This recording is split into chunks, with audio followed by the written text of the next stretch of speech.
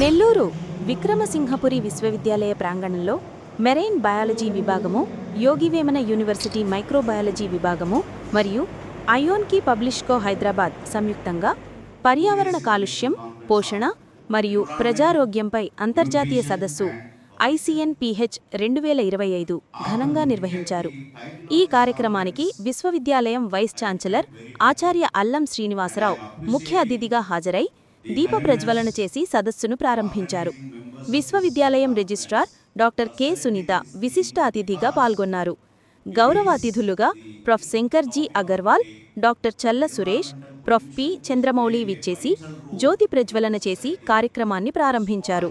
ఈ సందర్భంగా విశ్వవిద్యాలయ ఉపకులపతి ఆచార్య అల్లం శ్రీనివాసరావు మాట్లాడుతూ, ప్రపంచవ్యాప్తంగా పెరుగుతున్న పర్యావరణ కాలుష్యం మానవ ఆరోగ్యంపై తీవ్ర ప్రభావం చూపుతున్నదని, అలాంటి సమస్యలను ఎదుర్కోవడానికి శాస్త్రీయ పరిశోధనలు మరియు అంతర్జాతీయ సహకారం అత్యంత అవసరం అని అన్నారు.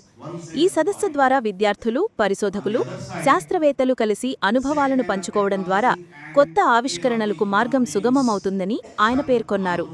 తరువాత రిజిస్ట్రార్ డాక్టర్ కె సునీత మాట్లాడుతూ, పోషకాహారం లోపం మరియు పర్యావరణ కాలుష్యం రెండూ కలిసి ప్రజారోగ్య సమస్యలను పెంచుతున్నాయని, వాటిని ఎదుర్కోవడానికి ప్రభుత్వ, విశ్వవిద్యాలయాలు, ప్రైవేట్ సంస్థలు కలిసి ముందుకు రావాలని సూచించారు.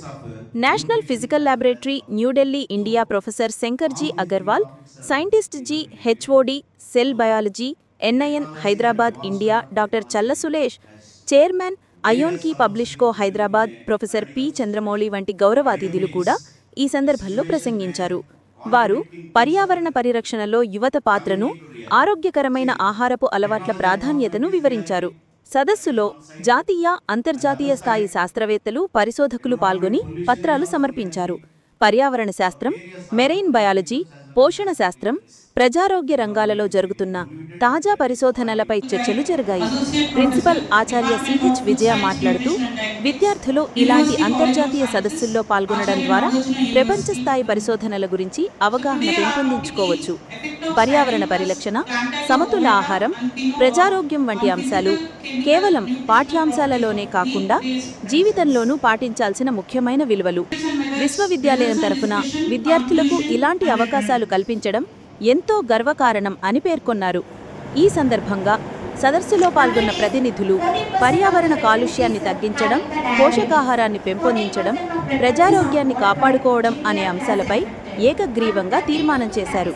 సదస్సు విజయవంతం కావడానికి కృషి చేసిన మెరైన్ బయాలజీ విభాగాధిపతి డాక్టర్ హెం Hanumareddy, doctor CH Venkatrayalu, prof L Veeranjaneyareddy మరియు ప్రొఫ్ కె మల్లికార్జున ఆర్గనైజింగ్ సెక్రటరీలుగా నిర్వాహక కమిటీ సభ్యులు, అధ్యాపకులు, పరిశోధక విద్యార్థులు విజయవంతం చేశారు.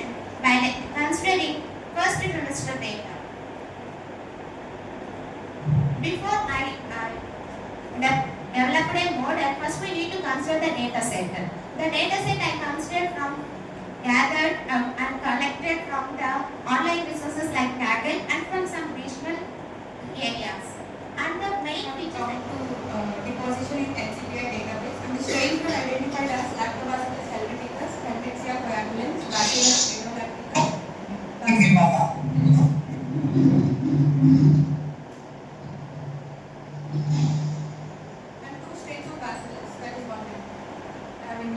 Polycisplatin and the probiotic strain and the cisplatin plus probiotic combination. How do you assess the cisplatin toxicity in animals? So as it also affects the healthy cells.